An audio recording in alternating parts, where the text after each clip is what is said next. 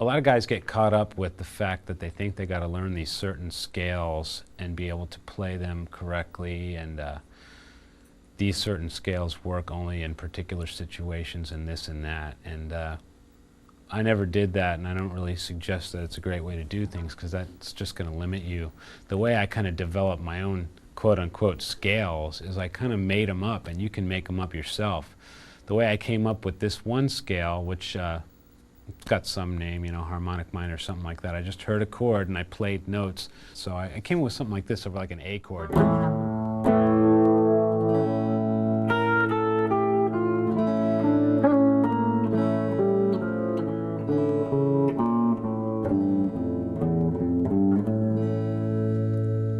I kind of just took one note at a time and said, wow, this note sounds cool here. I tried it like this. No, I didn't like the way that sounded. I keep, you know, eliminating notes until I got it into a form that I liked.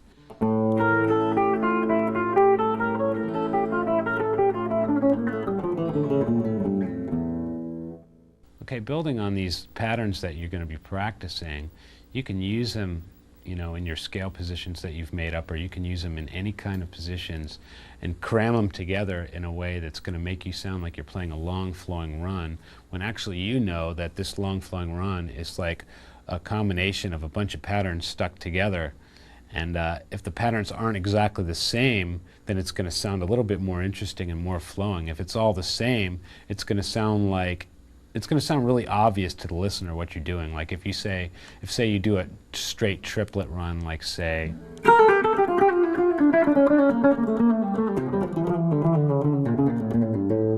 it just sounds diddle diddle diddle diddle straight down. So that's cool if that's the desired effect. But what you can do is take a bunch of patterns and stick them together and go from one place to the other. You know, we started here and wound up there. So let's find another way to go down there. Let's play a whole bunch of different patterns on the strings.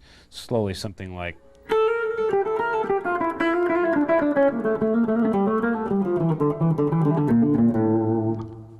So each one of those little sections could be practiced separately. And say you do this one separately, like a little 5 pattern, and then you could say, okay, I'm going to do this 5 pattern for this little position here. And then when I want to cover the next 2 strings, you could go something like, that'd be like a 7 pattern. So we'll go from the 5 to the 7 pattern. So going down, it would sound like this. Let's find another cool way to get the rest of the way down the scale. So we've done this. So we could do like some quick triplets. What we have all together would be something like this.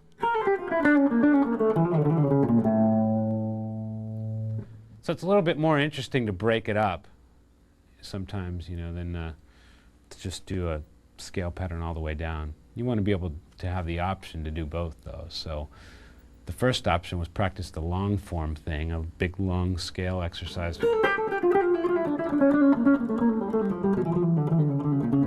Second one is have a whole bunch of little patterns and practice them separately so you're confident with each one.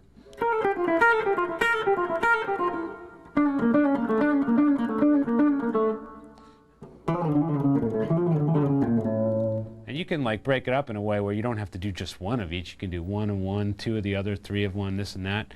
And you can make it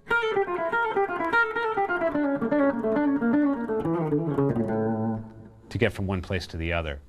So that's a little bit more interesting. And that's kind of how long runs are. I mean, whether they're consciously thought up or not, the long runs are made up of little patterns, which each one should be practiced separately so you're in more of control. That's so important, control. Get control of the notes that you play, because that's the only thing you have control over. You know, you can get your technique together, but then you got to have control over your note choice. That's what's going to make you sound different than someone else, because you can control yourself from sounding like someone else.